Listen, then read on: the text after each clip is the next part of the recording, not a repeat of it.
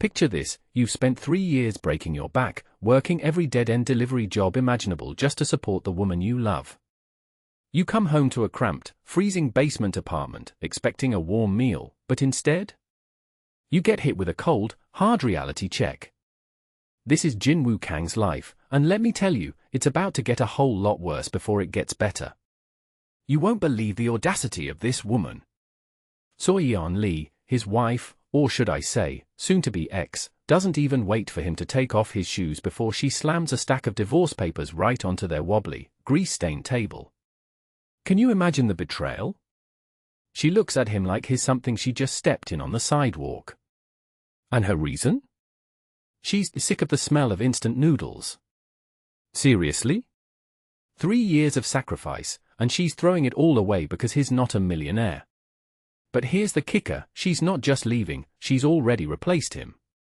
While Jin-woo is standing there in his faded hoodie, looking like a ghost of the man he used to be, a horn blares outside. And it's not just any car. It's a luxury sports car that costs more than this entire building. Out steps director David Kang, the kind of guy who thinks money buys class, but really, he's just a walking ego in a silver-checkered suit. He looks at Jin-woo's delivery clothes and actually laughs. He laughs? The disrespect is on another level. Soyeon doesn't even look back. She hops into that car, leaving Jin-woo standing in a cloud of expensive exhaust fumes and shattered dreams. He's left with nothing but a signed paper and the mocking echo of a man who thinks he's won. But what they don't know. They have no idea who they just messed with. They think he's a nobody, but they're dead wrong.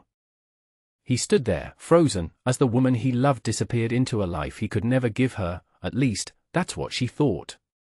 But look at him. Look closely. Does that look like a man who has given up? No. The heartbreak is there, sure, but something else is rising to the surface. Something cold. Something dangerous. The door clicks shut, and the silence in this damp, miserable basement becomes absolute. You can hear the dripping of the pipes, the distant hum of the city above, and then, a soft chuckle.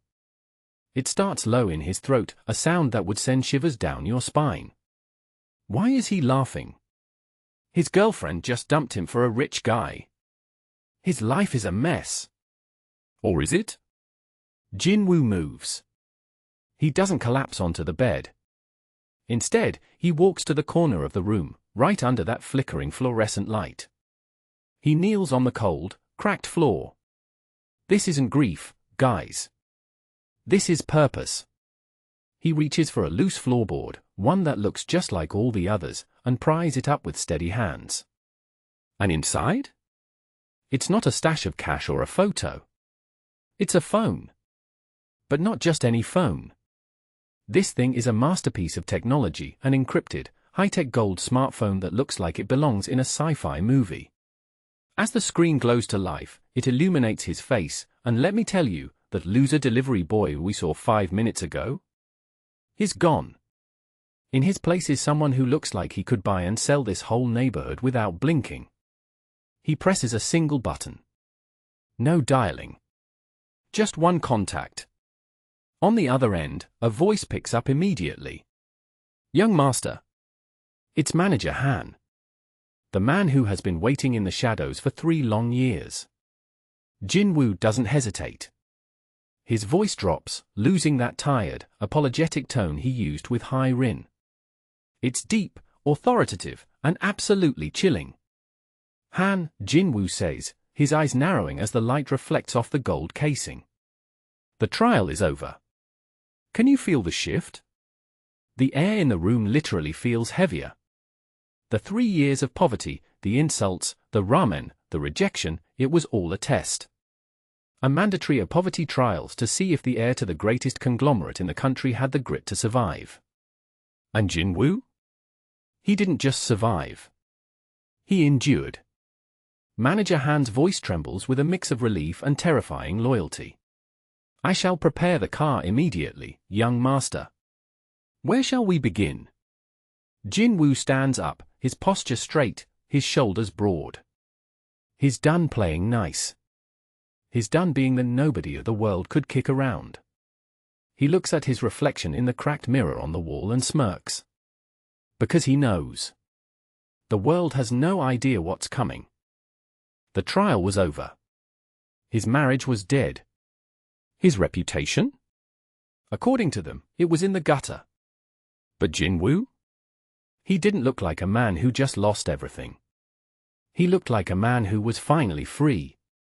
He steps into the vault, the most exclusive luxury watch boutique in the city. We're talking marble floors so polished you can see your reflection, crystal chandeliers, and watches that cost more than a suburban house. And here comes Jin-woo. Lean, athletic, but dressed in that same oversized faded grey hoodie and those scuffed-up white sneakers. He looks like a ghost in a palace. The sales staff are already whispering. They're looking for a reason to kick him out. And then, he sees them. Soyeon and director Kang. Soyeon is draped in a white tweed designer dress, clutching her Birkin bag like it's a shield. She spots Jin-woo and her face contorts. It's that look of pure, unadulterated disgust. Jin-woo? What are you doing here? This isn't a bus station, she sneers. Her cat-like amber eyes are practically shooting venom. Director Kang doesn't even hide his laugh. He's standing there in a silver-checkered suit, looking every bit the arrogant heir he thinks he is. He signals the store manager. Manager! Why is this person allowed to loiter here? He's ruining the atmosphere for actual customers. The manager, desperate to please a big spender like Kang, marches over to Jin-woo. He's ready to throw him out on the street. He looks Jin-woo up and down with total elitist contempt. Sir, if you aren't here to make a purchase, I'm going to have to ask you to leave. Jin-woo doesn't flinch. He doesn't get angry. He just stands there, hands in his pockets, looking bored. Who said I wasn't buying anything? He asks quietly. Kang laughs so hard he almost chokes. With what? Your lunch money. But then, Jin-woo reaches into his hoodie pocket. He pulls out a card. It isn't gold. It isn't platinum. It's obsidian black, with a subtle matte finish that seems to suck the light out of the room. The legendary black card. The manager's face goes from arrogant to ghostly pale in 0.5 seconds. He knows that card. There are only 5 of them in the entire country. The room goes silent. You could hear a pin drop on that marble floor. The manager doesn't just apologize. He bows. A full, 90-degree, spine-snapping bow. I am so sorry, sir. Please, forgive my insolence. Soyeon and Kang? They look like they've been slapped. Their brains are literally short-circuiting. Jin-woo doesn't even glance at them. He just points to a $200,000 limited edition timepiece in the glass case. I'll take that one. Wrap it up. He walks past the frozen couple like they're nothing more than decorative statues. Because in his world, they are. The silence in that store was heavy, right? But if you thought Soyeon Lee was going to tuck her tail and run, you haven't been paying attention. Her eyes go from shock to a cold, calculating malice in a split second. She leans into director Kang's ear, her voice a poisonous hiss. Think about it, David. A bum like him? With a black card? It's obviously a fake, or worse, he stole it. And just like that, the tension breaks into a roar of laughter. They've convinced themselves that Jin-woo is just a desperate criminal trying to play pretend. Can you believe the audacity? But Jin-woo? He doesn't even argue. He just walks away, that same tired, unassuming look on his face. Because he knows something they don't. He knows exactly where he's going next. The next morning, we're at the Shinhwa Group headquarters. This place is massive, with marble floors, glass walls, the kind of place that screams, I own the world. And here comes Jin-woo, walking into the lobby in his oversized faded grey hoodie and scuffed sneakers. The receptionist looks at him like he's a piece of trash that blew in from the street. But Jin-woo isn't there to beg. He's there for a high-level job interview. He's led into a massive executive office, and who's sitting behind the desk? You guessed it. Director David Kang himself. The moment their eyes meet, the air in the room turns freezing. Kang doesn't even wait for a greeting. He picks up Jin-woo's resume with 2 fingers, looking at it like it's covered in filth.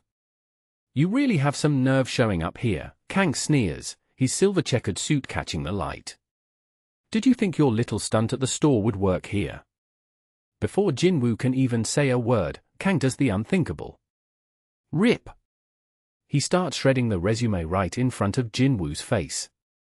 He's laughing, telling Jin-woo he'll make sure he never works a day in this industry. He orders him to leave and never show his face again. He thinks he's won. He thinks he's just crushed a bug.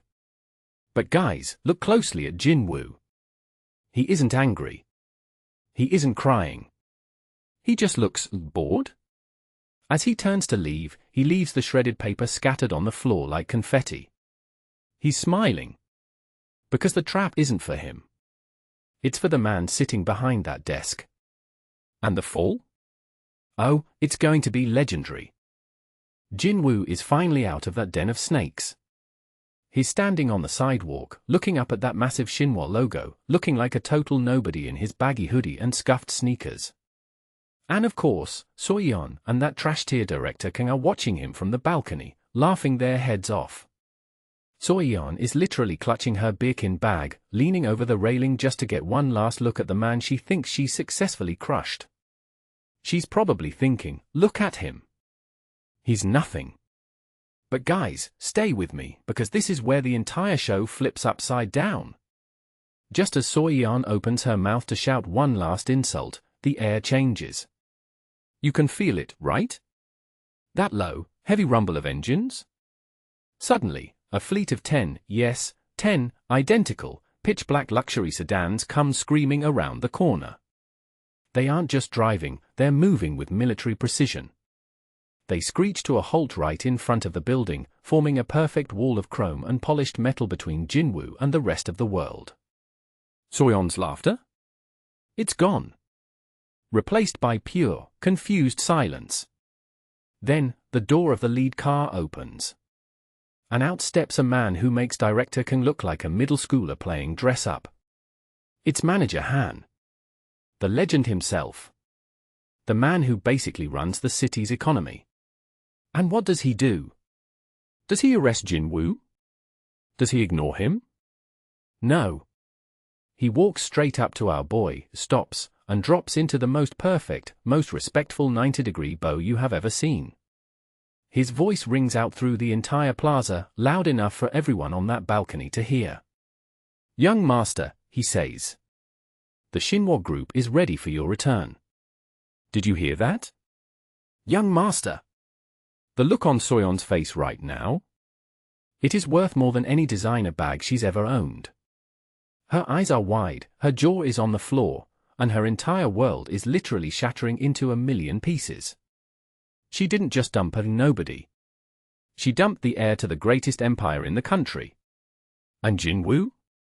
He doesn't even look back at her. He just looks at manager Han with those sharp, soulful eyes, and for the first time, we see it. That shadow of a smile. The king is back, and he is not here to play nice. You thought this was the end? No, friends. This is just the beginning of the most satisfying revenge story.